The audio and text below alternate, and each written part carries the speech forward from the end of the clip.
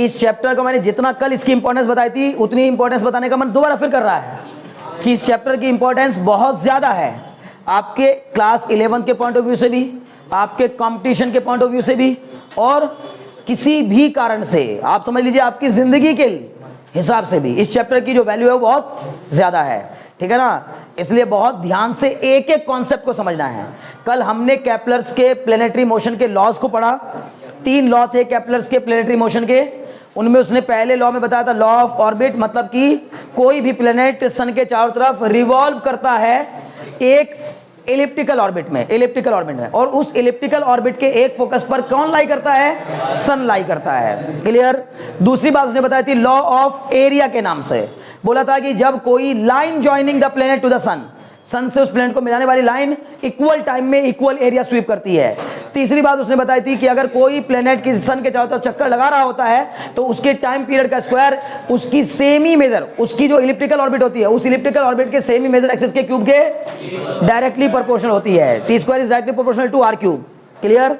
ये केपलर्स के 3 लॉ थे, इनके बेस पर हमने एक छोटा सा न्यूमेरिकल भी किया था, और उसके बाद हम लोग आ गए थे न्यूटन्स के लॉ ऑफ ग्रेविटेशन पर। न्यूटन्स लॉ ऑफ ग्रेविटेशन कहता है कि कोई भी 2 बॉडीज यूनिवर्स में एक दूसरे को अट्रैक्ट करती हैं, कोई भी 2 बॉडीज यूनिवर्स में एक दूसरे को अट्रैक्ट करती हैं। जैसे कि ये मार्कर इस मार्कर को अट्रैक्ट कर रहा है, ये मार्कर मुझे भी अट्रैक्ट कर रहा है, और मैं इस मार्कर को भी अट्रैक्ट कर रहा हूं। बहुत ध्यान सुनिएगा, एवरी 2 बॉडीज, क्योंकि आप ना क्या सोचते हो, आप सोचते हो बस ठीक है हाँ बता दिया समझ में आ गया, लेकिन आप ना उसको इतने गहराई में नहीं सोचते कि यार इसका मतलब इसने बोला every body in this universe attract the another body. क्या ये पेन मुझे अट्रैक्ट कर रहा होगा? तो इस पे सोचो, बोलेंगे यस कर रहा होगा, बिल्कुल कर रहा होगा। अगर न्यूटन ने इतना जोर देके कहा है तो फिर कर रहा होगा, ठीक है ना। लेकिन सर इस पेन का अट्रैक्शन मुझे महसूस तो नहीं हो रहा है। तो क्यों नहीं हो रहा है? क्योंकि इस पेन और मेरा मास इतना कम है कि उसकी वजह से जो अट्रैक्शन लगता है वो नेग्लिजिबल हो जाता है। और नेचुरली इस अर्थ पर रहने वाली जो चीजें हैं उनके लिए नेचर इतनी बढ़िया से तैयार की गई है कि उनको डिफिकल्टीज ना आए। इतने बड़े बड़े या इतने जायंट शरीर हमारे नहीं हैं कि हम एक दूसरे को अट्रैक्ट करने लगे और टकराने लगे एक दूसरे से, या फिर एक दूसरे के चारों तरफ घूमने लगे।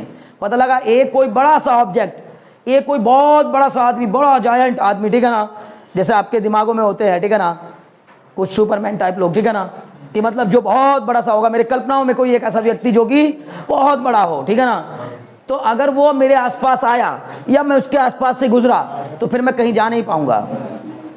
फिर क्या होगा? फिर वो मुझे अट्रैक्ट करेगा, और मैं उसके अट्रैक्शन के कारण एक बार अगर सेंट्रीपिटल फोर्स मिल गया तो मैं सारी जिंदगी बस फिर उसके चारों तरफ क्या लगाता रहूंगा? चक्कर लगाता रहूंगा। समझ मेरी बात ना। जैसे अर्थ सन के चारों तरफ चक्कर लगा रही है, किसके कारण? सन और अर्थ के बीच में लगने वाले ग्रेविटेशनल अट्रैक्शन के कारण। बोलो बात समझ में आ रही कि नहीं आ रही है? पक्का? बहुत अच्छे। तो बच्चे हमने कल पढ़ा कि न्यूटन्स के मुताबिक 2 बॉडीज एक दूसरे को, यूनिवर्स में लाई करने वाली 2 बॉडीज एक दूसरे को हमेशा अट्रैक्ट करती हैं, और उनका जो अट्रैक्शन होता है वो किस किस चीज पे डिपेंड करता है? तो हमने कल ये बात की थी कि 2 बॉडीज के बीच में लगने वाला फोर्स ऑफ अट्रैक्शन उनके मासेस के प्रोडक्ट के डायरेक्टली प्रोपोर्शनल होता है, और उनके बीच की डिस्टेंस के स्क्वायर के इनवर्सली प्रोपोर्शनल होता है। मतलब F is directly proportional to m1 m2। और ये बना था कुछ कहानी हमारी, ये m1 मास की बॉडी थी, ये m2 मास की बॉडी थी, इन दोनों के बीच की डिस्टेंस r थी। तो हमसे कहा था कि F is directly proportional to m1 m2 और F is inversely proportional to r square. दोनों को कंबाइन करने पर एक इक्वेशन बन के आई थी, F is directly proportional to m1 m2 upon r square. Directly proportional स्थान को जब इक्वलिटी में बदला था तो एक कांस्टेंट आ गया था g m1 m2 upon r square, where g is constant and it is known as universal gravitational constant. और सर इसकी वैल्यू कितनी आई थी? 6.67 × 10⁻11 न्यूटन मीटर स्क्वायर पर kg स्क्वायर। बोलो इतने में कोई डाउट हो तो? पक्का? यहां तक की बातें कल हो चुकी थी। क्लियर है? बहुत बढ़िया। चलो जी, अगर मैं यहां से आपसे कहूं कि यूनिवर्सल ग्रेविटेशनल कांस्टेंट को डिफाइन करिए, ये न्यूटन्स का लॉ ऑफ ग्रेविटेशन है, पिछले लेक्चर में बता चुका हूं, बार बार कह रहा हूं, ठीक है ना। तो लेकिन अभी मैंने आपको रिकॉल इसलिए कर दिया क्योंकि कुछ लोग नए भी दिख रहे थे और कुछ मजा भी आता है कि पीछे की चीज हमने एक बार रिकॉल कर ली, अब इसके आगे बढ़ते हैं, ठीक है ना। तो यहां पर आप मुझे बताओ, अगर मुझे इसको डिफाइन करना है, पहली बात तो इसकी वैल्यू मत भूलिएगा, वैल्यू याद रखने वाली है। क्यों?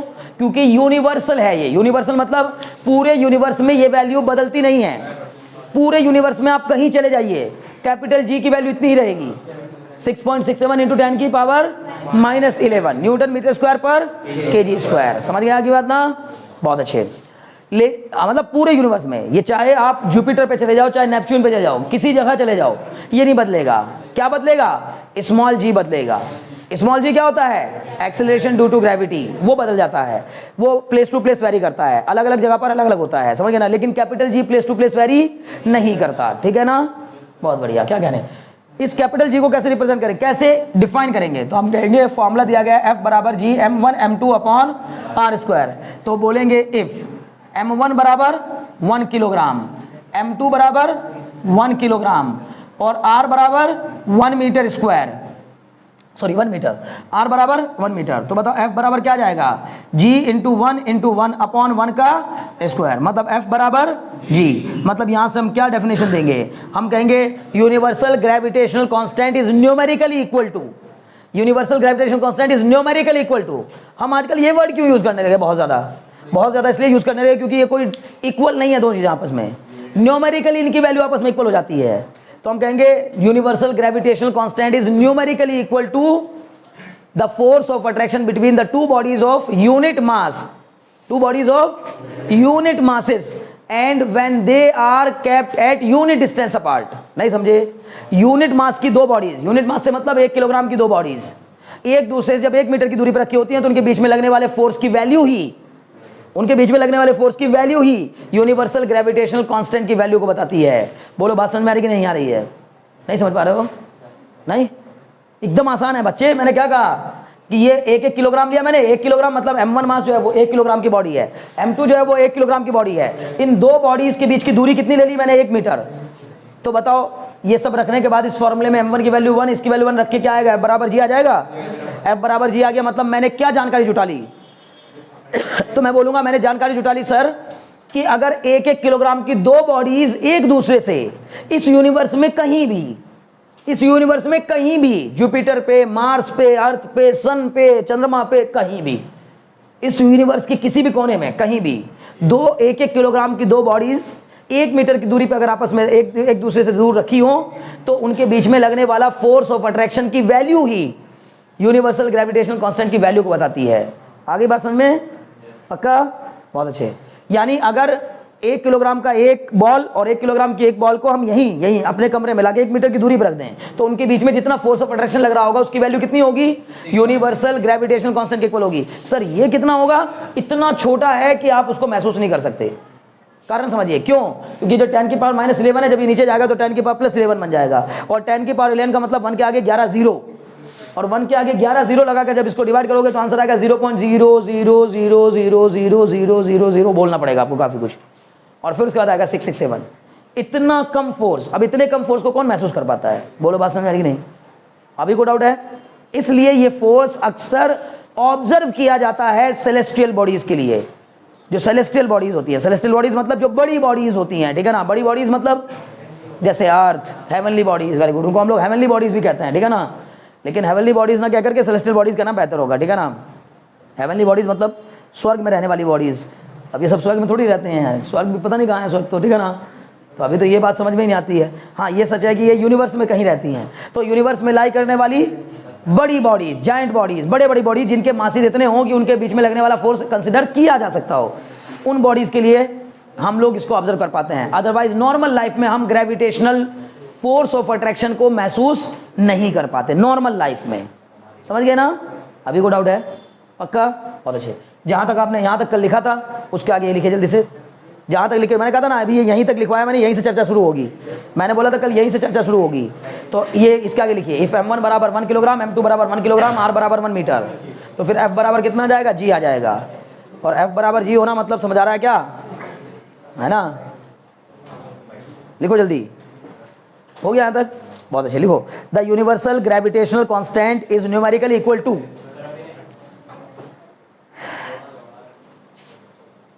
the universal gravitational constant is numerically equal to, the universal gravitational constant is numerically equal to the force of attraction between the two bodies. The universal gravitational constant is numerically equal to the force of attraction, numerically equal to the force of attraction between the two bodies, numerically equal to the force of attraction between the two bodies of unit mass, two bodies of unit masses, universal gravitation constant is numerically equal to the force of attraction between the two bodies of unit masses when they are kept at unit distance apart. When they are kept at unit distance apart,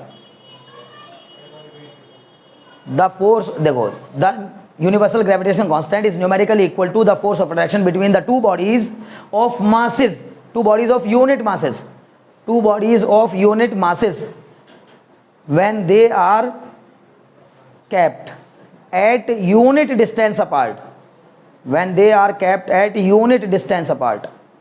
ठीक है, when they are kept at unit distance apart.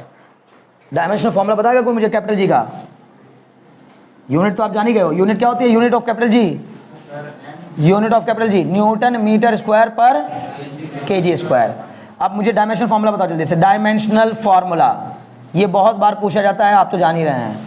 बताइए Newton का formula क्या होता है? M L T की power -2.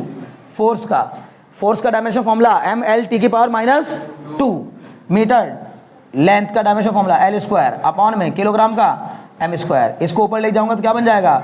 M की power -1, L की पावर 3, टी की पावर -2. ये हो गया जी, कहानी खत्म. बोलो बात समझ में आएगी नहीं? एम की पावर -1, एल की पावर 3, टी की पावर -2. ठीक है, लिख डालो जल्दी से. ठीक है ना?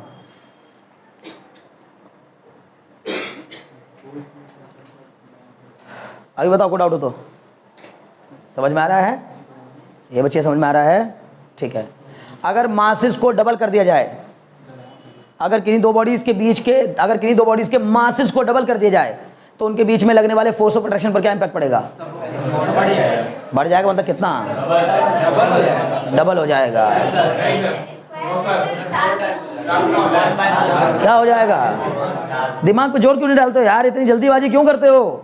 बार बार कहता हूं भाई, जल्दीबाजी नहीं करनी होती है. Accuracy is more important than speed, है ना? एक्यूरेसी ज्यादा जरूरी है स्पीड से. आप जल्दी बताने के चक्कर में गलत बताते हो, क्या फायदा उससे? 4 टाइम्स हो जाएगा बस. 1/4 क्यों? नहीं, क्या पता है? यहाँ नहीं, इसको नहीं देखना है, इसको नहीं देखना है. मैंने क्या पूछा था? ये पूछा है, ये यहाँ अपॉन में नहीं है, देखो यहाँ मल्टीप्लाई में है. हाँ, मासेस. अगर किन्हीं दो बॉडीज, मैंने कहा अगर किन्हीं दो बॉडीज के मासेस को डबल कर दिया जाए, मासेस को डबल कर दिया जाए, तो मासेस को डबल करना मतलब दोनों को डबल करूंगा, तो m1 की जगह 2m1 और m2 की जगह 2m2, तो फिर 2 2 क्या हो जाएगा? 4 हो जाएगा. तो मतलब 4 टाइम्स हो जाएगा. बोलो नहीं समझे? अभी सब बताएंगे ना, आपसे सारी बात बताएंगे. पहले बताओ इतनी बात समझ में आएगी नहीं आई? है ना अंकित, बात समझ में आ गई ना? अगर किन्हीं दो बॉडीज के मासेस को डबल कर दिया जाए और उनके बीच की डिस्टेंस को भी डबल कर दिया जाए, अगर किन्हीं दो बॉडीज के मास को भी डबल कर दिया जाए और उनके बीच की डिस्टेंस को भी डबल कर दिया जाए, तो फोर्स ऑफ अट्रैक्शन पे क्या फर्क पड़ेगा? पक्का? सोच लो. बहुत अच्छे. कैसे? क्योंकि सर m1 2 2 4 और ये भी हो जाएगा 2r का स्क्वायर, तो 4/4 कैंसिल आउट हो जाएगा. क्लियर है ना? अरे समझ पा रहे हो? बहुत अच्छे. अगर मासेस को कोई चेंज ना करें लेकिन डिस्टेंस को डबल कर दिया जाए तो 1/4 हो जाएगा. कितना हो जाएगा? 1/4. डिस्टेंस के बढ़ने से फोर्स ऑफ अट्रैक्शन घटता है, डिस्टेंस के घटने से फोर्स ऑफ अट्रैक्शन बढ़ता है, दूरियां घटने से फोर्स, बोलो, दूरियां बढ़ने से, बताओ पहले. दूरियां बढ़ने से घटता है. समझ गए ना? दूरियां बढ़ने से फोर्स घटता है. नेचुरल लॉ यही कहता है ना? एक नेचुरल लॉ ये कहता है कि जितनी दूरियां बढ़ती जाएंगी उतना ही फोर्स ऑफ अट्रैक्शन कम होता जाएगा. समझ गए ना? कोई डाउट तो नहीं? लेकिन लिटरेचर इस बात को नहीं कहता है. लिटरेचर कहता है दूरियां बढ़ने से प्यार बढ़ता है, तो ये गलत बात है. ठीक है ना? समझ में आ रही बात ना? दूरियां बढ़ने से प्यार बढ़ता है, लोगों को लगता है. लिटरेचर ऐसा कहता है. कवियों की कल्पना होती है कि दूरियां बढ़ने से प्यार बढ़ता है. गलत है ये. ठीक है ना? समझ में आ रही बात ना? फिजिक्स कहती है कि दूरी बढ़ेगी तो फोर्स घटेगा, और सच भी यही है. जितनी दूरियां बढ़ती जाती हैं उतना ही फोर्स क्या होता जाता है? कम होता जाता है. वही स्टूडेंट जो कि कभी एक जमाने में एक दिन मुझसे अगर ना मिले तो मुझे कॉल करके पूछा करते थे कि सर आज छुट्टी क्यों थी. ठीक है ना? समझ में आ रही बात ना? वही स्टूडेंट आज मुझसे इतना दूर है कि उसे कभी बात भी नहीं करते हैं. कुछ बात समझ ना? तो दूरियां बढ़ जाने से क्या हो गया? फोर्स ऑफ अट्रैक्शन कम हो गया है, ठीक है ना। जब करीब रहते थे तो फोर्स ऑफ अट्रैक्शन ज्यादा था, ठीक है ना। अब दूर हो गए हैं तो अब फोर्स ऑफ अट्रैक्शन बहुत कम हो गया है। क्लियर है इतनी बात ना, सिंपल, कोई बड़ी बात नहीं है, एकदम सिंपल सी बात है, ठीक है। अभी आप यहाँ से जब हॉस्टल जाएंगे ना, तो अभी घर पे रह रहे हो तो खूब अट्रैक्शन है माँ बाप के साथ, फिर हॉस्टल चले जाओगे तो अट्रैक्शन थोड़ा कम हो जाएगा, फिर हॉस्टल से निकल के कहीं जॉब में चले जाओगे तो अट्रैक्शन और कम हो जाएगा, और अगर कहीं विदेश चले गए तो बहुत ही कम हो जाएगा। समझ मेरी बात ना, मतलब समझ लो। आपको लगता है कि नहीं सर ऐसा नहीं होगा, ऐसा ही होगा, मेरी बात याद करना। इसलिए जरूरी होता है कि बेहतर होता है कि पेरेंट्स के या अपनों के आसपास ही रहना चाहिए, ठीक है ना। नहीं तो दूरियां बढ़ने से फोर्स अक्सर कम हो जाता है, ठीक है ना। तो force of attraction between the two bodies reduced when the distance between the two bodies increased. Clear, बहुत अच्छे। नेक्स्ट, अगर मैंने कहा कि किसी बॉडी की डिस्टेंस को मैंने ट्रिपल कर दिया और मासेस को मैंने डबल कर दिया तो फोर्स बढ़ेगा या घटेगा, बस इतना बताना है। मासेस को डबल किया है, मासेस को डबल किया है, डिस्टेंस को ट्रिपल किया है, घट जाएगा, घट जाएगा। कारण क्योंकि सर डोमिनेटिंग फैक्टर यहां पर कौन हो जाएगा, डिस्टेंस हो जाएगी। जब हमने इसको 2 गुना किया तो 2 2 4, और ये सर हमने 3 किया तो 3 का स्क्वायर 9, ऊपर 4 नीचे 9, सर घट गया 4/9, मतलब घटा देगा। न्यूमरेटर छोटा हो डिनोमिनेटर बड़ा हो तो वैल्यू 1 से छोटी आती है, बोलो इतने में को डाउट हो तो पक्का, बहुत अच्छे। यानी इसका मतलब अगर इस पे क्वेश्चन आता है एग्जाम में, इस तरह का कोई क्वेश्चन आता है कि हमने मासेस को 4 गुना कर दिया, डिस्टेंस को आधा कर दिया, बताओ क्या फर्क पड़ेगा, तो ये सब क्वेश्चन कर लोगे आराम से, पक्का, बहुत अच्छे। मासेस को 4 गुना, दोनों मासेस को 4 गुना और डिस्टेंस को आधा कर देने पर क्या इंपैक्ट पड़ेगा, बताओ कितना, सोच कर बताना, प्लीज कॉन्सेंट्रेट माइंड, ध्यान सुनिएगा क्वेश्चन क्या कह रहा हूं। दोनों मासेस को डबल और उनके बीच की डिस्टेंस को आधा कर दिया मैंने, नहीं दोनों मासेस को डबल नहीं कहता उसमें, 4 टाइम्स, दोनों मासेस को 4 गुना, दोनों मासेस को 4 गुना और डिस्टेंस को आधा कर दिया, क्या हो जाएगा, वेरी गुड, 64 टाइम्स बढ़ जाएगा। कारण सर आपने बोला इसको 4 टाइम्स किया, इसको 4 टाइम्स किया, 4 4 जा 16, सर इसको आपने 1/2 किया, आधा आधा, तो 1/2 का स्क्वायर 1/4, लेकिन वो 4 चला जाएगा ऊपर, तो सर ऊपर 16 और नीचे से 4 गया ऊपर, तो 64 टाइम्स हो जाएगा। मतलब पहले का 64 गुना फोर्स लगेगा, 64 टाइम्स हो जाएगा। नहीं समझ में आया फिर पूछो, उनका नहीं समझी, पक्का 100%, बहुत अच्छे। एक छोटा सा क्वेश्चन लिखेंगे, ठीक है ना, लिखिए the distance between the two bodies, the distance between the two bodies increases by 50%. The distance between the two bodies increases by 50%, and their masses increases by 100%, and their masses increases by 100%. If the initial force is F, then the final force, then what is the final force? If the initial force is F, नहीं समझ, एक बार फिर repeat कर रहा हूँ, the distance between the two bodies increases by 50%, and the masses of the bodies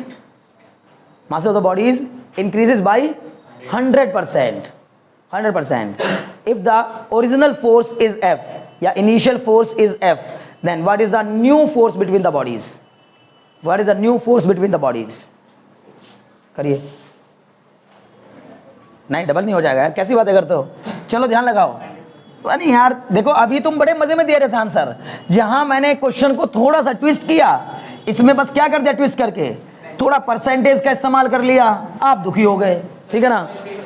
हाँ 8/3, very good, 8/3 times of F, 8/3F answer आएगा, 8/3F। Clear है, बहुत अच्छे। सुनो, हमने कहा सर मान लेते हैं कि पहले बॉडी कितने कितने मास की थी, m1 और m2 मास की थी, दोनों के बीच की दूरी कितनी थी सर, r थी। तो बताओ पहला फोर्स कितना था, F, वो F कितने के इक्वल होगा, G m1 m2 r square, यही होगा।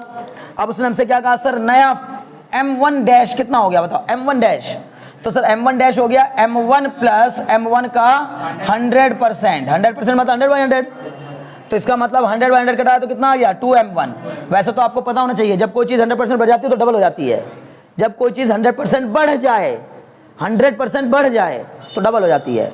अगर इस क्लास के स्टूडेंट की संख्या 100% बढ़ जाए तो इसके जस्ट डबल हो जाएंगे, समझ में आ रही बात ना, 100% बढ़ना मतलब डबल होना। क्लियर, तो इसका मतलब 2m1 हो गया, m2 डैश बताओ कितना हो जाएगा, m2 डैश वो भी हो जाएगा सर 2m2 हो जाएगा।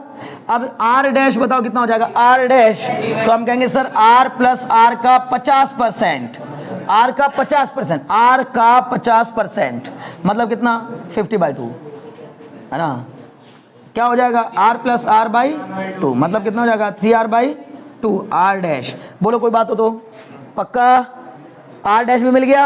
अब मुझे बता दो जरा देखकर मेरे बच्चों, एफ डैश कितना हो जाएगा जी, m1 dash m2 dash upon R dash का होल स्क्वायर। नहीं समझे तो ये क्या हो जाएगा जी, m1 की वैल्यू, m1 डैश की value sir 2m1, m2 dash की value sir 2m2, r dash की वैल्यू सर 3r/2, 3r/2 का होल स्क्वायर। बोलो बात समझ में आ रही कि नहीं, ये हो जाएगा जी, बताओ 2 2 जा 4, तो हो जाएगा 4g m1 m2 अपॉन 3 का square 9/4।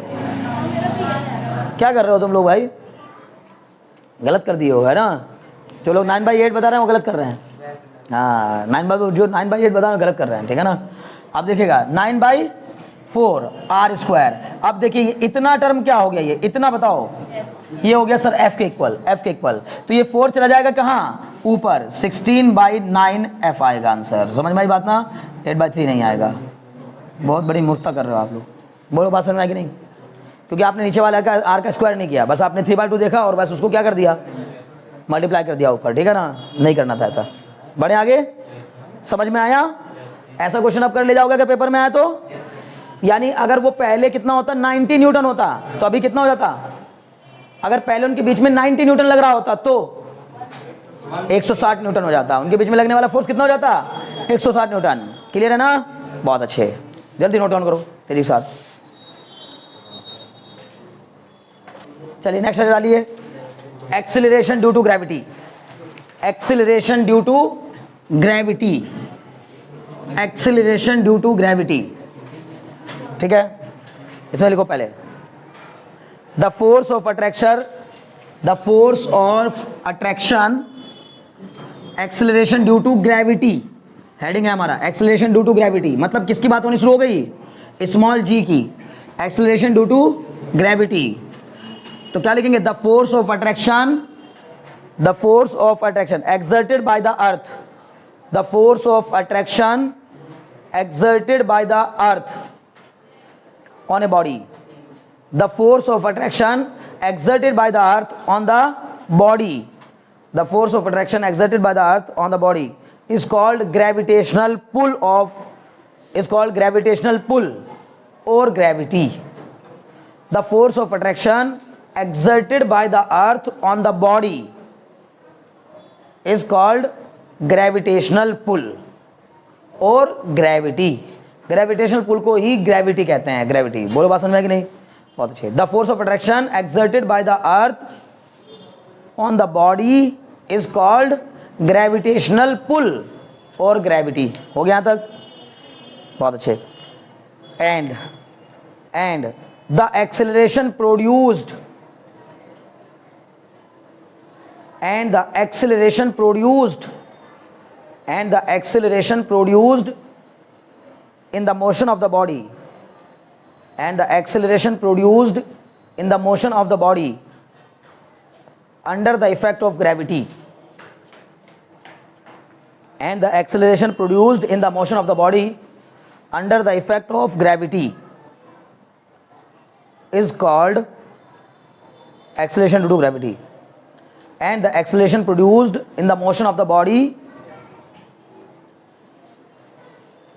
in the motion of the body under the effect of gravity, gravity के इफेक्ट में रहने पर बॉडी के अंदर जो मोशन प्रोड्यूस होता है, उस मोशन, सॉरी मोशन के अंदर, बॉडी के मोशन के अंदर जो एक्सेलरेशन प्रोड्यूस होता है, उस एक्सेलरेशन को एक्सेलरेशन ड्यू टू ग्रेविटी कहते हैं, एक्सेलरेशन ड्यू टू ग्रेविटी।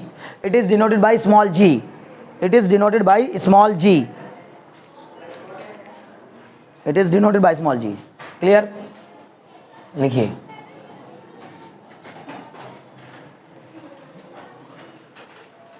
अगली लाइन लिखिएगा, consider earth is a sphere of mass capital M, consider earth is a sphere of mass capital M and radius small R, consider earth is a sphere of mass capital M and radius small are,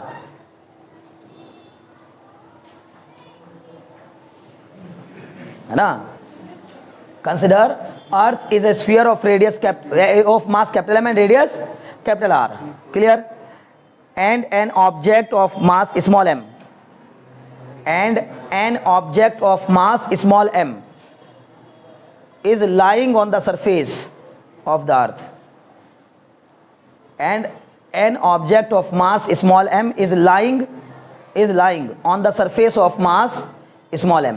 नहीं समझे, रुको मैं बता रहा हूं दोबारा। Consider earth is a sphere of mass capital m and radius capital R, ठीक, and an object of mass small m, and an object of mass small m is lying on the surface of earth, is lying on the surface of earth, clear. Then the force of attraction between the earth and the body, force of attraction between earth and that object, अर्थ और उस object के बीच में लगने वाला force of attraction कितने के equal हो जाएगा, G M into small M upon R square. ये आर स्क्वायर क्यों लिया, क्योंकि अर्थ की रेडियस के कंपैरिजन में उसके ऊपर रखी हुई कोई भी बॉडी, अर्थ की रेडियस के कंपैरिजन में उसके ऊपर बैठी हुई कोई भी बॉडी इतनी छोटी रेडियस की होगी कि उसकी रेडियस को हम नेग्लेक्ट कर सकते हैं। नहीं समझे, ये मेरी अर्थ है, कितना मास है इसका, कैपिटल एम, रेडियस कितनी है इसकी, आर, इसके ऊपर कोई ऑब्जेक्ट रखा है। ये ऑब्जेक्ट पता कौन है, ये ऑब्जेक्ट पता क्या है, लाल किला, कुतुब मीनार, बुर्ज खलीफा, समझ लो ना। मतलब मैं क्या बताना चाह रहा हूं, अगर इतनी बड़ी भी कोई बिल्डिंग है ना तो उसकी भी हाइट को अर्थ की रेडियस के कंपैरिजन में नेग्लेक्ट किया जा सकता है। नहीं समझे, क्योंकि अर्थ की रेडियस है 6400 किलोमीटर, 6400 किलोमीटर, 6400 किलोमीटर रेडियस है, रेडियस, डायमीटर इसकी डबल कर लो, ठीक है ना। समझ में आ रही बात ना, बात समझ, 12,800 किलोमीटर लगभग डायमीटर है किसकी, अर्थ की। तो 6400 किलोमीटर के कंपैरिजन में हमारी अर्थ पर सबसे ऊंची चोटी माउंट एवरेस्ट, कितनी ऊंचाई है उसकी, 8,848 मीटर। समझ में आ रही बात ना। अब भी वो बढ़ के थोड़ी बहुत 850 तक चली गई है, ठीक है ना, 8,850 मान लीजिए आप। अब 8,850 मीटर मतलब लगभग 9 किलोमीटर से कम ही है, 9 किलोमीटर से कम। सबसे ऊंची चोटी की ऊंचाई है 9 किलोमीटर से कम, तो जाहिर है कि 9 किलोमीटर और 6400 किलोमीटर में बहुत डिफरेंस है, क्लियर है ना। इसलिए हम इस ऑब्जेक्ट की डिस्टेंस को मेजर नहीं कर रहे हैं। मतलब आप ये भी कह सकते थे ना मुझसे कि सर F बराबर जी m1 m2 upon r square में तो क्या होता है, डिस्टेंस बिटवीन द ऑब्जेक्ट्स होती है। तो इसका मतलब अर्थ के सेंटर और इसके सेंटर के बीच की दूरी लीजिए ना। सर इसका सेंटर तो यहाँ लाई कर रहा है, तो इसके सेंटर के बीच में यहाँ पर स्मॉल r भी तो होगा, लेकिन स्मॉल r कैपिटल R के कंपैरिजन में इतना कम है कि उसको हमने कंसिडर नहीं किया है। बोलो बात समझ में आ रही कि नहीं, पक्का, बहुत अच्छे। अब हमने कहा सर नहीं कंसिडर किया तो ये आ गया। अब साथ ही साथ हमने क्या भी पढ़ा कि अर्थ के द्वारा किसी बॉडी पर लगने वाला जो अट्रैक्टिव फोर्स होता है वो क्या होता है, वही उसके अंदर ग्रेविटेशनल एक्सेलरेशन प्रोड्यूस करता है। वही उसके अंदर क्या करता है, ग्रेविटेशनल एक्सेलरेशन प्रोड्यूस करता है। और उस एक्सेलरेशन ड्यू टू ग्रेविटी को हम किससे रिप्रेजेंट करते हैं, स्मॉल जी से। तो सर F लगाने पर किसी के अंदर अगर A प्रोड्यूस होता है, F फोर्स लगाने पर अगर किसी बॉडी में A एक्सेलरेशन प्रोड्यूस होता है तो हम कहते हैं F बराबर ma होता है। तो अगर F फोर्स लगाने पर किसी बॉडी के अंदर स्मॉल g एक्सेलरेशन प्रोड्यूस हो जाए तो हम कहेंगे कि उसके ऊपर लगने वाला फोर्स F बराबर क्या हो जाएगा, mg हो जाएगा। बोलो बात समझ में आ रही कि नहीं, बहुत अच्छे। If this force produced an acceleration g, acceleration small g in the body, अगर बॉडी के अंदर स्मॉल जी प्रोड्यूस करें, या फिर ये भी कह सकते हैं कि अर्थ के द्वारा लगने वाला ग्रेविटेशनल अट्रैक्शन ही बॉडी के वेट को बताता है। समझ गए मेरी बात। द फोर्स ऑफ, अगर कोई तुमसे कोई सवाल करे what do you mean by mass, तो आप जवाब देंगे the quantity contained by a matter is known as mass. और अगर कोई तुमसे सवाल पूछे what do you mean by weight, तो बोलेंगे the force of attraction exerted by the earth on the body. किसी बॉडी पर अर्थ जितना फोर्स एक्सर्ट करती है उस फोर्स को कहा जाता है वेट ऑफ दैट बॉडी। बोलो बात समझ में आ रही कि नहीं आ रही है। मैंने कहा बच्चे अगर आपसे कोई पूछता है मास क्या होता है, what do you mean by mass, mass क्या होता है, तो हम बोलेंगे the quantity contained by a matter, मतलब किसी मैटर के अंदर कितनी क्वांटिटी है, क्वांटिटी कितनी है वो कहलाता है मास। बट मास वेट नहीं होता। वेट क्या होता है, force of attraction exerted by the earth on the body. Body के m मास की बॉडी पर अर्थ जितना फोर्स एक्सर्ट करती है उस फोर्स को ही कहा जाता है क्या, weight of that body. Clear है? तो वेट ऑफ दैट बॉडी का फॉर्मूला क्या हो जाएगा, F बराबर mg। ये हो गई पहली इक्वेशन, ये हो गई दूसरी equation. From equation 1 and 2, from equation 1 and 2 क्या हो जाएगा, दोनों की लेफ्ट हैंड साइड आपस में इक्वल है तो राइट हैंड साइड भी क्या हो जाएगी, इक्वल हो जाएगी। तो सर हम बोलेंगे mg बराबर gmm upon r square. Small m से स्मॉल m कैंसिल, क्या फॉर्मूला बन के आ गया, स्मॉल g बराबर capital gm upon r square. ये फॉर्मूला हमने अर्थ के लिए बनाया है, लेकिन बार बार कह रहा हूँ ये फॉर्मूला किसी भी प्लेनेट पर एप्लीकेबल होता है, बशर्ते कि आपको क्या पता हो। बस भाई एक बात तो बताओ, अगर मैं यहाँ अर्थ के बजाय कोई और प्लेनेट ले लेता, मान लो मैं जुपिटर ले लेता, तो mass of Jupiter capital M, radius of Jupiter r, और उसके ऊपर रखा है कोई ऑब्जेक्ट स्मॉल m मास का, तो बताइए कि उसके ऊपर कितना फोर्स एक्सर्ट करेगा, इतना ही फोर्स एक्सर्ट करेगा। उस वहां जुपिटर पर उस बॉडी का वेट कितना होगा, जितना जुपिटर उस पर फोर्स ऑफ अट्रैक्शन लगा रहा होगा उतना उसका वेट होगा। बोलो बात समझ में आएगी नहीं? तो इसलिए स्मॉल g का फॉर्मूला हर एक प्लेनेट के लिए यही होता है, स्मॉल g बराबर capital G m upon r square. क्या बचे, गैसेस, गैसेस प्लेनेट, बिल्कुल बिल्कुल। एक बात बताओ, तुमसे एक सवाल अक्सर पूछा जाता है लेकिन तुमने ध्यान नहीं दिया कि why atmosphere exist in this अर्थ।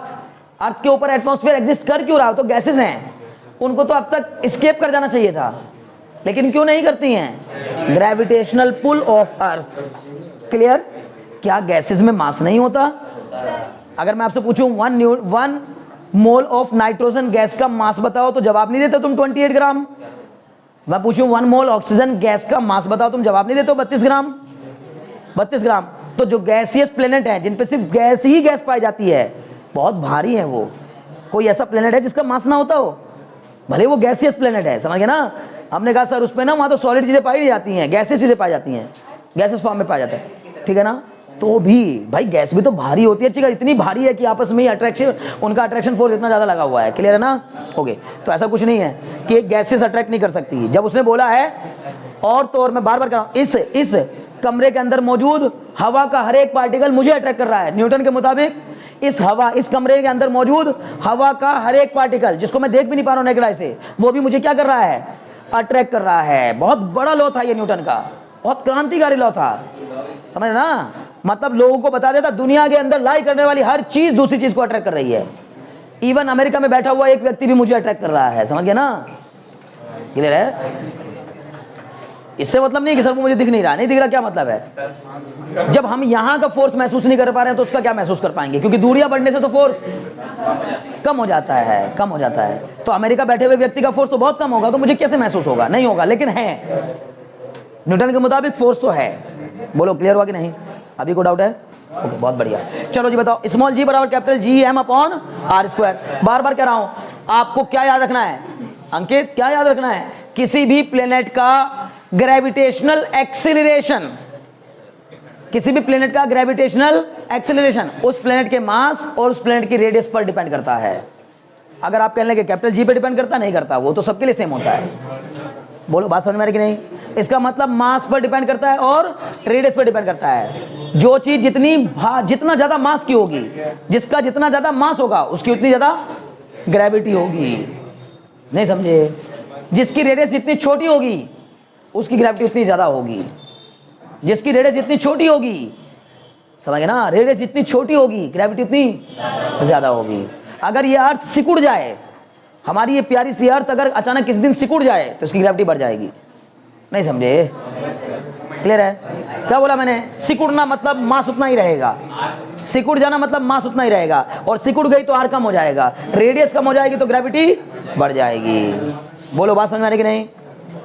अगर कोई भी व्यक्ति उसके बाद भी यहां सर्वाइव करता रह गया, अर्थ सिकुड़ गई और फिर भी कोई व्यक्ति जिंदा रह गया सबको देखने के लिए कि इनको सबको कहां भेजूं, ऐसा भी हो सकता है। क्या ऐसा नहीं हो सकता कि अगर मान लो अर्थ अचानक अपनी आधी रेडियस पर पहुंच जाए तो सब कुछ तहस नहस हो जाएगा, उसमें भी कुछ बच जाएंगे, है ना? उसमें भी कुछ बच जाएंगे। तो जो बच गए होंगे ना, उनको अपना मास बहुत ज्यादा लगने लगेगा। अगर अर्थ की रेडियस सिकुड़ के आधी हो गई तो उनका वेट, सॉरी मास नहीं, मास तो उतना ही रहेगा, लेकिन उनका वेट, भारीपन उसको लगेगा यार मैं क्या हो गया, मुझे तबाही मची अलग है, लेकिन मैं क्या हो गया हूं, मैं बहुत भारी हो गया। एक एक पैर उठाने में उसकी हालत खराब हो जाएगी, ऐसे पैर उठाएगा हालत खराब। नहीं समझे? कारण क्योंकि आर की वैल्यू आधी हो गई तो ग्रेविटेशनल अट्रैक्शन या ग्रेविटेशनल एक्सेलरेशन 4 गुना हो जाएगा। अगर आर आधा हो गया तो ये कितना हो जाएगा 4 गुना। इंसान का वेट उसको अपने वेट का 4 गुना लगने लगेगा। बोलो बात समझ में आ रही है कि नहीं आ रही है? कोई डाउट तो नहीं? नहीं। अगर चंद्रमा पे जाकर, जैसे मून वॉक कहते हैं हम लोग, मून वॉक जमीन पे करते हैं, कहते हैं मून वॉक, समझ गए ना? तो वो मून वॉक जो करते हैं, अगर वो मून पे ही जाके करें, वाकई में असलियत में मून पे ही जाकर के मून वॉक करें, तो बच्चे ऐसे पैर उठाओगे, ये ऐसे जाएगा पैर, नहीं समझे? अगर उतनी ही ताकत से अभी पैर उठाओगे ना, जितना जमीन पे चलते हो ना बड़े पैर पटक पटक के तेजी से, अगर उतना ही तेज तेज पैर उठाओगे तो चंद्रमा पर ये पैर तुम इतना सा उठाने की कोशिश करो, ऊपर उठ जाएगा। कारण ग्रेविटी बहुत कम होती है वहां पर, 1/6 होती है, समझ गए ना? फैन मत लो, फैन समझ गए? तो अर्थ की फैन मत, ठीक है? तो ग्रेविटी जो होती है वो आधी हो जाती है, क्लियर रहती बात ना? सॉरी 1/6 हो जाती है। मून पर ग्रेविटी अर्थ की ग्रेविटी की 1/6 हो जाती है। इसलिए बार बार कह रहा हूं, ध्यान सुनिएगा, इसलिए वहां पर हम अगर हाई जंप लगाएंगे, बताओ अगर कोई बंदा हाई जंप लगाए चंद्रमा पर जाकर, तो ज्यादा ऊंचाई तक कूदेगा या कम ऊंचाई तक कूद पाएगा?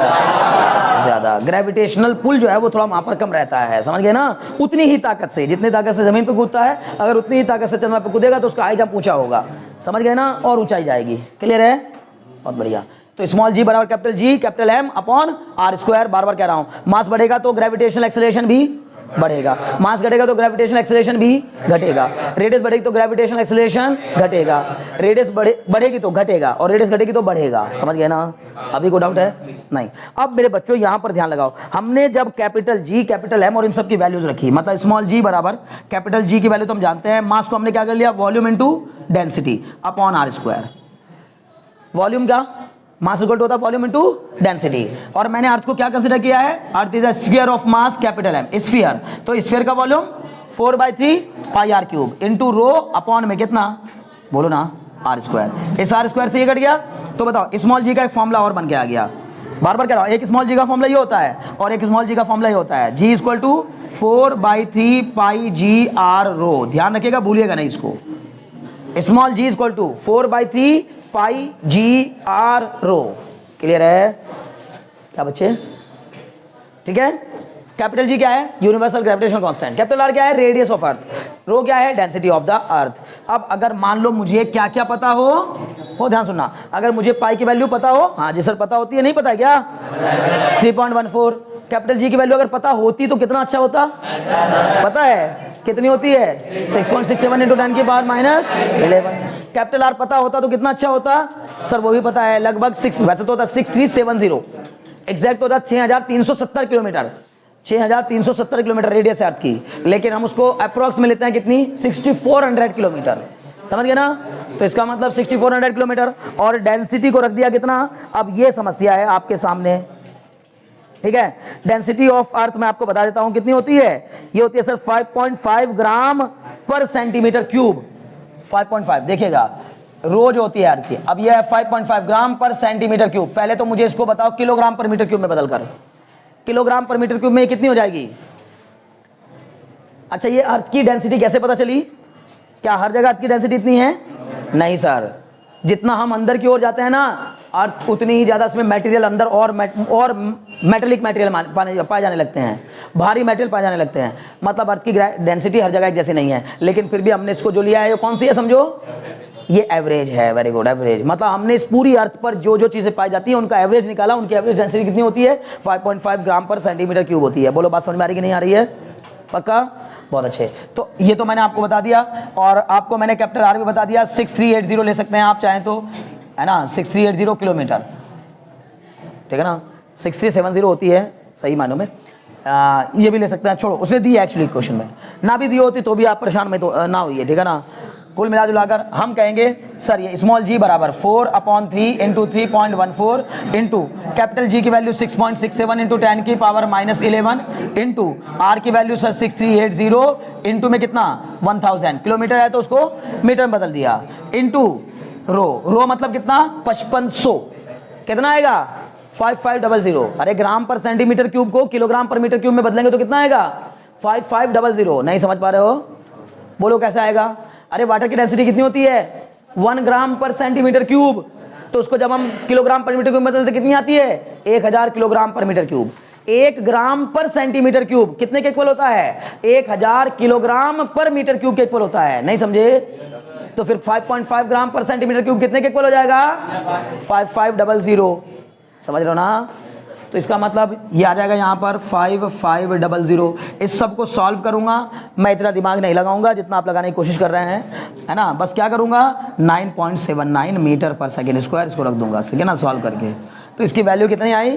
9.79 न्यूटन पर मीटर, सॉरी मीटर पर सेकेंड स्क्वायर, 9.79 मीटर पर सेकेंड स्क्वायर। इस मीटर पर से 9.79 को हमने अप्रोक्स में कितना लिया हुआ है? 9.8। वैसे भी जब 6400 रखोगे तो उतना ही आ जाएगा। समझ गए? इतना ही आएगा, दौड़ते हुए इतना ही आएगा।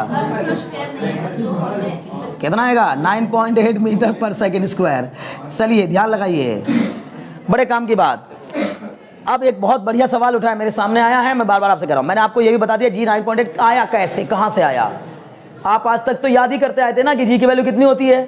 9.8 मीटर पर सेकेंड स्क्वायर। ऐसे ही निकाली गई है, कैलकुलेटेड वैल्यू है ये, बाकायदा मिजरेबल वैल्यू नहीं है। किसी के पास इतनी बड़ी तराजू नहीं है कि अर्थ के मास और ये सब नापता नहीं, कैलकुलेटेड वैल्यू है, ठीक है ना, वो भी अप्रोक्स में है। अब सवाल उठा सर इसमें तो बहुत सारे एजम्पशन हैं, तो फिर ये वैल्यू सही कैसे हुई? मैं कब कह रहा हूं ये सही है? मैंने कब बोला कि जी की वैल्यू ये सही है? बोलो, बोला है क्या? नहीं बोला है। तो तुम भी क्यों मान रहे हो कि सही है? सही नहीं है, ठीक है ना, बात समझना। ये कोई सही नहीं है। अब आप कहेंगे सर ये कैसी बातें कर रहे हैं? हो सकता है कि अगर कोई वीडियो देख रहा हो तो इसके ऊपर हो सकता है मुझे रोस्ट भी करना खड़ा हो जाएगा कि अरे देखो बच्चों को भ्रमित कर रहे हैं, जी की वैल्यू 9.8 होती है ना, और ये क्या कह रहे हैं कि सही नहीं है ना, ये सही नहीं है। देखो क्या कह रहे हैं, सही नहीं है। कुछ बात समझ में आ रही ना भाई? सही नहीं है। कब तक सही नहीं है? जब तक इसका ऑथेंटिक प्रमाण ना मिल जाए कि अर्थ की डेंसिटी इतनी होती है। तो एज्यूम्ड है, एवरेज मान रखा है। पहली बात, हर जगह इतनी होती ही नहीं अर्थ की डेंसिटी, अलग अलग प्लेस पर अलग अलग होती है, पहली बात। दूसरी बात, हमने अर्थ को स्फीयर एज्यूम किया है, उसको मानकर इतनी वैल्यू आई है। इसका मतलब भी ये भी गलत है क्योंकि अर्थ स्फेरिकल होती नहीं है, जियोइड शेप की होती है। समझे ना? तो फिर सर ये इतनी सारी बातें जो हम करते आ रहे हैं सब गलत हो गई। फिर तो भाई क्या गलत हुआ दुनिया में? हे बच्चे ध्यान समझो, कोई भी चीज गलत तब तक नहीं होती जब तक वो यूनिवर्सली एक्सेप्टेड ना हो। समझ गए ना? अरे पूरा यूनिवर्स एक्सेप्ट कर रहा है कि जी की वैल्यू 9.8 होती तो सही है बस सब कुछ। यूनिवर्स में 10 लोग एक तरफ हो जाएं, 10 लोग एक तरफ हो जाएं, बढ़ जाएं इस बात के ऊपर कि 9.8 नहीं होती, मैं तो कहता हूँ 9.8, दूसरा कह रहा है मैं कहता हूँ होगी, तब मामला फंसेगा ना। अब जब सारी दुनिया ही मान रही है कि जी की वैल्यू कितनी होती है? 9.8, मतलब इसको ही मानकर हमारा फायदा हो रहा है। इसी को मानकर हमने जो भी फोर्स निकाले हैं वो सभी इसी को मान के निकाले हैं। इसलिए से चल रहा है काम। नहीं समझे? हाँ,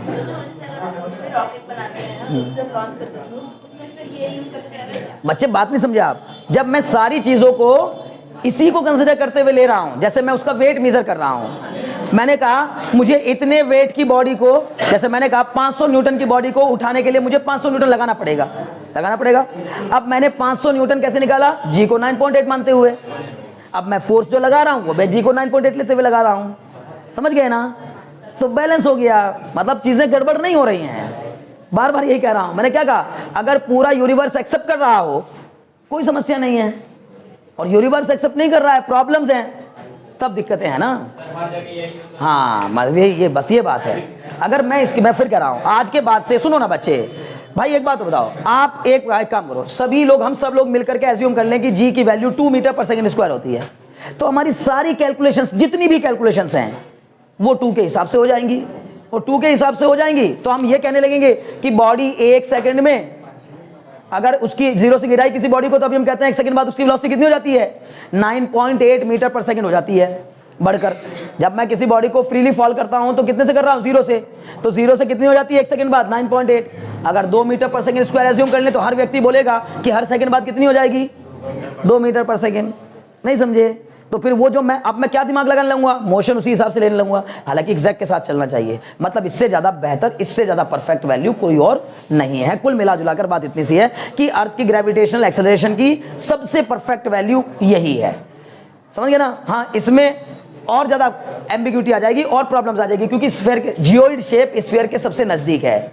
अगर मैं इसको ट्राइंगल मान लूं कि ट्राइंगुलर शेप की है अर्थ, तो और बेकार आ जाएगा वैल्यू। समझ गए ना मेरी बात? कुछ पक्का? बहुत अच्छी। तो इसलिए सबसे ऑथेंटिक, सबसे परफेक्ट, सबसे सही वैल्यू यही है। अब इसके बेस पर ही हमने बाकी सबकी नापी है। जैसे अब हम ये कह रहे हैं कि हमें चंद्रमा पर कितना महसूस होती है ग्रेविटी, 1/6, तो हम कह रहे हैं इसका 1/6, जितनी हमारी अर्थ पर है उसका 1/6। बोलो अभी बात समझ में आ रही कि नहीं? क्लियर है ना? बहुत अच्छे। वैसे सही वैल्यू आंसर ये होना चाहिए। अगर कोई तुमसे पूछे what is the acceleration due to gravity, तो हम बोलेंगे capital G into capital M upon r², where capital G is universal gravitational constant, capital M is the mass and r is the radius. मुझे पूरी उम्मीद है बात समझ में आ गई होगी। ठीक है, चलिए अगला हेडिंग डालिए, है ना? सुनिए, ध्यान लगाइए, 1 ग्राम पर सेंटीमीटर क्यूब को किलोग्राम पर मीटर क्यूब में बदलना किसी को नहीं आ रहा है, और ऐसे कई सारे लोग होंगे जिनको नहीं आ रहा होगा। लेकिन मैं अच्छे स्टूडेंट को मानता हूं जो हिम्मत करते हैं इस बात की कि जो कहते हैं कि सर मुझे नहीं आ रहा, एक बार इसको समझा दीजिए। वैसे तो मैंने आपको बताया था 1 ग्राम पर सेंटीमीटर क्यूब 1000 किलोग्राम पर मीटर क्यूब के इक्वल होता है। किसके? 1 ग्राम पर सेंटीमीटर क्यूब 1000 किलोग्राम पर मीटर क्यूब के इक्वल होता है। ये बात पता है कि नहीं पता है? वाटर की डेंसिटी वैसे कितनी होती है जनरली?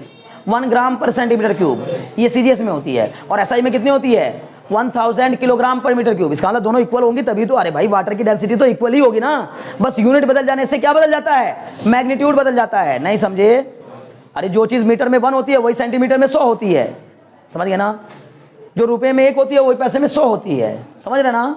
तो उसी तरह से मैग्नीट्यूड N1U1 बराबर N2U2। तो आपको वैसे तो इतना दिमाग लगा करके सोचना चाहिए 1 से 1000, तो फिर 5.5 से 1 से 1000, तो 5.5 से 5.5 इंटू 1000 मतलब 5500। नहीं समझे? लेकिन फिर भी तुम्हारी समस्या, इसका मतलब 5.5 ग्राम पर सेंटीमीटर क्यूब को बदलना नहीं है, तुम्हारी समस्या 1 ग्राम पर सेंटीमीटर क्यूब को किलोग्राम पर मीटर क्यूब में बदलना। चलो उसको बदलवा देता हूं, ये तो मुझे उम्मीद है नोट कर लिया होगा। ओके चलिए अब देखिए भाई, यहां लगाइए 1 ग्राम पर सेंटीमीटर क्यूब, तो मैं इसको बोलूंगा 1 ग्राम को लिखूंगा 1/1000 किलोग्राम। बोलो इतने में कोई डाउट हो तो? क्लियर है? 1 ग्राम में कितने किलोग्राम होते हैं? 1/1000 किलोग्राम। 1 सेंटीमीटर में कितने मीटर होते हैं? 1/100 मीटर का क्यूब। समझ गए? अब बताओ क्या करूंगा? अब मैं इसको करूंगा 1 इंटू 1 अपॉन सर 1000, फिर अपॉन में 1/100 का क्यूब, मतलब 1 2 3 4 5 6। नहीं समझे? देखो 2 4 6, 1 के आगे कितनी जीरो? 6 क्यों लगाई बताओ ना? अरे 100 का क्यूब मतलब कितना? 1 के आगे कितनी जीरो आएंगी? 6 जीरो आएंगी। अब ये चला जाएगा कहाँ? ऊपर। ये चला जाएगा कहाँ? नीचे। अब जरा मुझे बता दो निखिल, क्या बन गया ये बन गया सर 1 इंटू 1 इंटू 1 के आगे फिर से वही 1 2 3 4 5 6, ठीक है ना? अपॉन में कितना? 1000। इससे ये खत्म हो गया। ये ज़्यादा हो गई थी क्या जीरो? देखो देखो 6 से ज़्यादा हो गई हैं, तो ये कैंसिल हो गया। बोलो क्या बचा? 1000। इसका मतलब 1 ग्राम पर सेंटीमीटर क्यूब बराबर, बोलो 1000 किलोग्राम पर। अब तो नहीं भूलोगे? पक्का? ठीक है, तब ठीक है, बहुत बढ़िया। भूलना नहीं है, बिल्कुल भी नहीं भूलना है। ठीक है, मुझे पूरी उम्मीद है ये बात समझ में आ गई होगी। ठीक है, ये बच्चे बात ना करो, बढ़े आगे। चलिए क्वेश्चन लिखिए अब। बस अब नया टॉपिक बताने का समय नहीं है, एक क्वेश्चन करा देते हैं। ठीक है ना? बढ़िया सर। ठीक है, एज्यूम दैट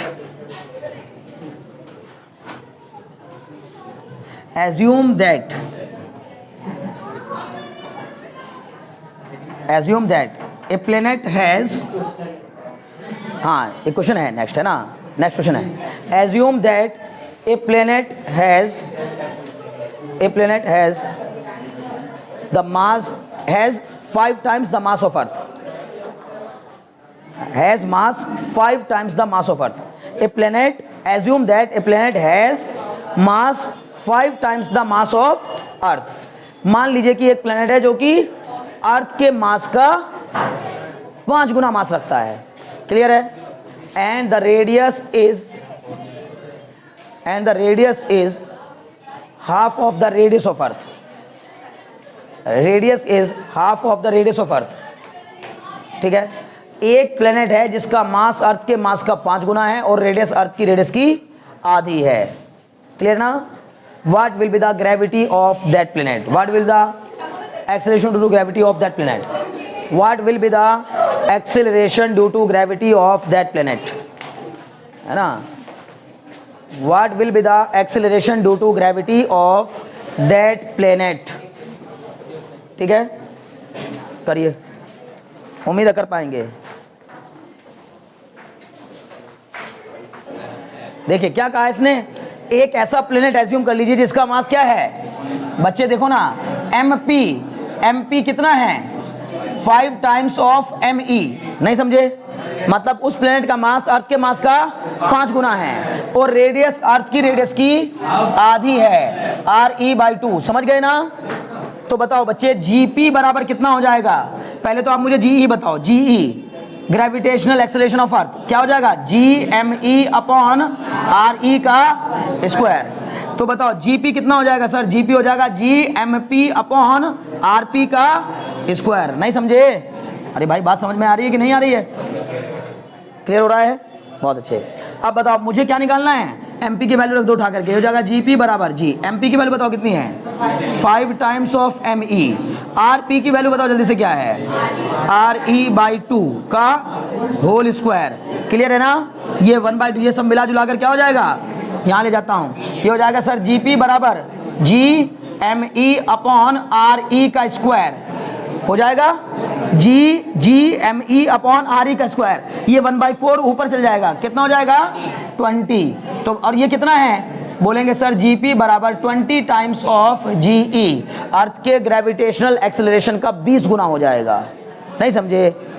उस प्लेनेट की ग्रेविटी अर्थ के ग्रेविटी की 20 गुनी होगी, यहां जितना आपको अपना वेट महसूस हो रहा है उसका 20 गुना वेट महसूस होगा उस प्लेनेट पर जाकर, उस प्लेनेट पर जाकर अपना वेट आपको अर्थ के वेट का 20 गुना महसूस होगा, बार बार रिपीट कर रहा हूं। तो बोलिए क्या आ जाएगा, हम बोले सर GP बराबर 20 × 9.8, बोलो कितना आएगा 196 मीटर पर सेकेंड स्क्वायर। उस प्लेनेट की ग्रेविटी कितनी होगी 196 मीटर पर सेकेंड स्क्वायर। बोलो इतने में को डाउट हो तो जल्दी बताओ, पक्का, श्योर, 100%, बहुत अच्छे। एक क्वेश्चन और करेंगे, जल्दी देखिए।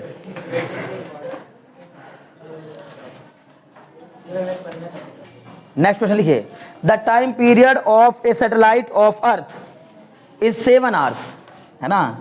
नेक्स्ट क्वेश्चन है, the time period of satellite, time period of a satellite, the time period of a satellite of earth is 7 hour, ठीक है। If the separation between the earth and, if the separation between the earth and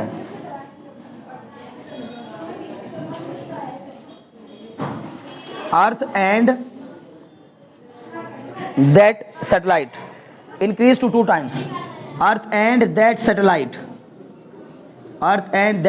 increased to 2 times, increased to 2 times, अगर अर्थ और satellite के बीच की distance कितनी हो जाए, 2 गुनी बढ़ा दी जाए, ठीक है ना, increase to 2 times, what will be the new time period, what will be the new time period, what will be the new time period. कर पाओगे क्या आप में से कोई मुझे बताएगा कौन से टॉपिक का क्वेश्चन है,